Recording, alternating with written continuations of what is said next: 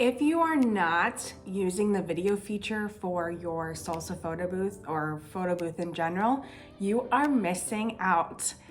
My name's Nicole, I'm the owner of Own the Moment Booth, and today I'm going to show you everything you need to know about the video feature. I'm going to show you everything that you need to get it set up on your booth, some pros and cons of using the setup that I have, and some tips and tricks. So stay tuned, go ahead and hit the subscribe button, and let's get started.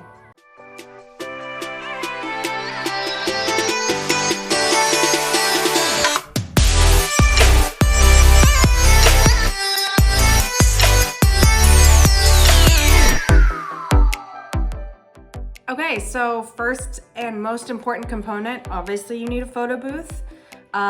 Today, I don't have my booth set up, but I have my iPad that I put in to my photo booth, and that's loaded with the software, the Salsa software. So I'll show you that today. Second most important thing that you need is the Smart Mic Plus. It's available on Amazon. I have a link down below for you to check it out. But it's about, I think the last time I checked, is $130. So this is what you need. The second thing that you need after you get this Smart Mic Plus is a dummy mic. This was, I think, about 10 bucks. Really, any kind of karaoke mic will work. We're gonna gut it, and I'm gonna show you exactly how to do that, but you're just gonna need a mic, Smart Mic Plus, and whatever photo booth software, and I'm gonna show you how to put it all together right now. Okay, I just ripped this out of the packaging. I have the mic and this receiver, I'm just leaving it. We don't need it for this. So you can just hold on to it if you want to, whatever. So I have the mic here, and this mic specifically has a couple of components. The bottom, you don't necessarily have to worry about. This is where, if you were to use it properly, you would put batteries in. We don't need that. So you don't have to worry about that. What we're going to focus on is the head. So you're gonna unscrew that. And it's gonna have this in this. This is what we're taking out. There's nothing in here, you can see there. So we're going to take this part out. Ooh. And it snapped, which is what we want. Now that we have this disconnected, we actually do need this piece. So we're gonna have to break it. So there's like a ridge. There's a ridge like right here. I'm going to get a screwdriver and pop it out. This is where I'm focusing my efforts to pop it out right there. Oh, I got it. Okay, so we have that now. We need this obviously to thread the head back on. So that's why it's important to keep. So now we can put this back in. This guy just kind of sits in there, and then this piece will screw on like that. So now it's ready. We're gonna stick and connect the Smart Mic next. So grab it out of the box. This is the Smart Mic. This is what it looks like. It has a connection here. It has the button and the microphone part. And then it also has like a little clip if you were to use it for any other reason. You're gonna unbox your Smart Mic, and it's going to have a lot of things. This is going to be your charging cable. Hold on to that. And then this is the unidirectional mic. And what it does is it connects to the top like this, and it moves around like that. I haven't found that it actually works like it's supposed to. I've found it to make my mic more sensitive, and I actually don't like it. So the number one thing I'm gonna preface everything with is test this yourself, practice on this yourself, find out what works for you, because what might work for me might not necessarily work for you. We're all kind of learning, and for all of my events, I have used this, and I've not been very happy with how sensitive it made the mic work. I've had to tell my clients to step really far back from the mic That's helped somewhat, but as soon as they started elevating their pitch or speaking at a louder than normal volume, it's completely made the sound really crunchy and unusable, really. If you're gonna get this one, practice with it a lot in various different settings, test out your volume, really practice with it. I've also done a lot of testing incorporating this with this, with this. This is all components that come with it, which is really great. I'm not sure that it's entirely necessary, but it's great that it's available as an option to you. I would highly suggest that you test with each and every component and see what works best for you in your situation. For today, I'm going to show you without, because in my practice, it has worked better and isn't as sensitive without it and just like this. So let's move on to the next step, which is connecting this to your iPad for your booth. Okay, as you can see, I have my iPad. I'm gonna go into settings, and then I'm gonna go to Bluetooth, make sure my Bluetooth is on. You cannot see this. Okay, make sure your Bluetooth is on. And now I'm going to, when I received my smart mic, it came like with half a charge. So if you need to charge it, you'll find out soon. But typically you should be able to, as soon as you open the box, open it up and pair it. So what you're gonna do is you're gonna hold the red button until you start seeing, if you can see, there's a tiny little hole. That's your light, and that's gonna show you if it's connected or not. So I'm going to press the button down, and you should see it blinking several times, and then you'll see it pop up here, Smart Mic Plus on my Bluetooth. I'm going to hit it. It is now connected. One way to also see that it is connected is if you look closely here at the top corner, you'll see headphones and a battery symbol. That shows you that your mic is connected. It also shows you the battery level, which is really great. I love that feature. So it is now connected. When you go into your, I'm gonna go into Salsa Photo Booth now, and I already have my screen loaded up. So I'm just gonna go back out, and you're just gonna wanna make sure that whenever you set up your event, that you have the video option on, and I'll show you here.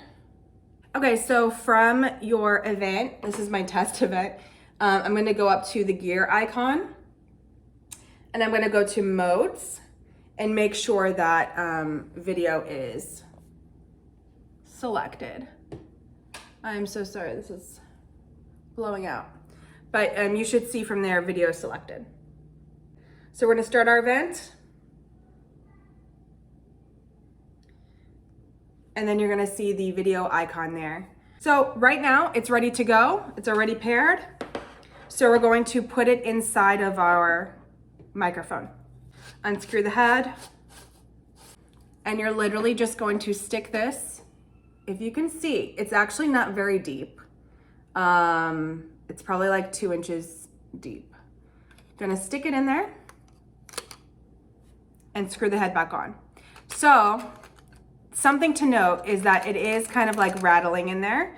So something that you could do is, I'm trying to see, we're gonna see it now. If I put just the fuzzy part on the bottom of this, or even like connected it, if that would help. Not let it move around much. Yeah, that works. So you could always stuff your little fuzzy part in there. Up to you. Screwing the head back on. Our mic is ready to go. Now, because it's kind of still like moving around, I don't know if you could hear it, what I like to do and what I found works best is if I bring a mic stand. It's a dedicated mic stand. I set it up in front of my salsa booth, and I try not to let the clients move it around. I think having it on a mic stand is going to be ideal for you to prevent movement, prevent, the button getting press down for whatever reason, it's just going to prevent a lot of problems. So I highly recommend you putting it on a mic stand if you have one. Let's just do a sample of what the audio sounds like right now. So I have my photo booth. Let's get this started. Video, next. This is the test of the microphone for our photo booth. And let's see how this goes. Okay, so I'm going to go ahead and load the video here so you can see what it sounds like. This is the test of the microphone for our photo booth. And let's see how this goes. Not bad, right? It works. It works. So right now I'm going to talk to you about some of the pros and cons I have with this specific microphone. I will preface all of this to say this is the microphone setup that Photo Booth Supply Co. has recommended. They've done videos on it, so go ahead and check those out. There have been other photo booth companies that have come out with alternative solutions that are a little bit more expensive. So I would say that this is the most affordable way to start using the video feature for your photo booth if you were interested in adding that. And if you haven't added that yet, I highly recommend you at least give it a try. I think as technology continues to evolve and photo booths continue to evolve, it's going to be a really, really awesome feature to offer your clients. Okay, so first I do want to share some things that didn't go as perfectly as I planned as I started to work with this video feature for my company, as I started to do a lot of trial and error with the microphone. So first of all, I practiced quite a bit. Everything that I'm sharing with you is as a result of practicing and troubleshooting and figuring out why and how and everything like that. One thing that I was really concerned about when I started using this microphone was its battery life. The website claims it has 3 to 6 hours of battery life. Other people that I have connected with have said that it was much less for them. So one of the first events that I started to use video for was a all-day event. And so I was really, really nervous about even trying to use it for that reason. I was concerned about battery life. The pro to that is that it only takes about an hour to charge. So if you really wanted to have it for an extended period of time, I would probably recommend having two and having one available so that you could switch it out quickly if you find that the battery is low, has died, etc. The very first event I used it at was a business event, and it was a way for the entrepreneurs and guests of this business event to share a testimonial, share what they learned at this business summit. What I ended up doing, because I was so nervous about the battery life, is I ended up turning it on and off and on and off. And I do not recommend doing that. What ended up happening was because I was trying to turn it on really quickly because a client was there waiting for it to be activated and turned on, I messed with it too much and actually didn't turn it on, or maybe I did and then it turned right back off again. Regardless, the video that ended up being captured was with these photo booths capturing audio. So if you don't know, your actual iPad, of course, also captures audio should you not have an external mic attached to it. Don't turn your mic on and off like I did. I would recommend if you turn it on, leave it on. So the second thing is, I'm not sure if it was my error turning it off and on, or if it was a Bluetooth interference that occurred, because I have heard of that happening to people. It is possible that there could be interference with the Bluetooth from the microphone if you have Bluetooth enabled lighting. So this is another reason why I really recommend that you test it out in various different scenarios before you start charging your clients for this, because there's that rumor or possibility of that being an issue. With that in mind, I would also highly recommend that you position the microphone really strategically and carefully. When you're setting up for an event, try and keep it away from any kind of Bluetooth controlled equipment that you're using. just to be on the safe side. If you're going to offer it for free for a couple of events so that you can really, really test it out and really super confident in what you're offering. So I think I kind of hinted on it before, but one of the things that I discovered was how sensitive the microphone was, especially with this little attachment on it. With that in mind, I have a couple of tips for you. So jot this down, save this video. Tip number one is if you are activating the video feature for your photo booth, I highly recommend that you chat with your planner, your event planner, your client, whoever is hiring you, to try and make sure you're as far away from any speaker, DJ as possible. From my experience, it's going to pick up background noise. That's just life. It's not going to be, you're not in a soundproof room. You're in a large room with a lot of people, so it is going to pick up background noise, period. Maybe communicate that expectation with your client so that there's not this high, lofty expectation of professional audio equipment. It's a Bluetooth mic. Its capabilities are what they are. So tip number one is definitely going to be try to be as far away from the loud background noise as possible. You can only control what you can control, but that is my first tip. With the sensitivity of the mic, here is some things that I have researched that I want to share with you.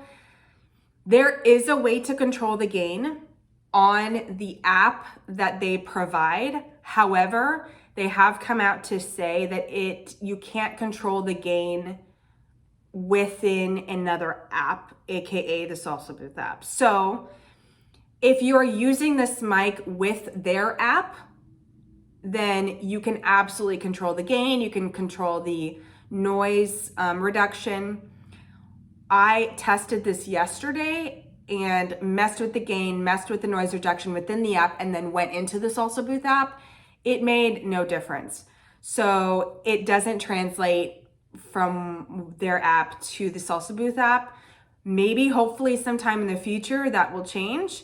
As for right now though, there is no way to change the gain. On their website, it says if you click the button on the side, once it will change the gain, but that's, I think, in a different scenario. It did not work for me. If you have tried that and found a way to change the gain, please leave a comment down below so I can learn.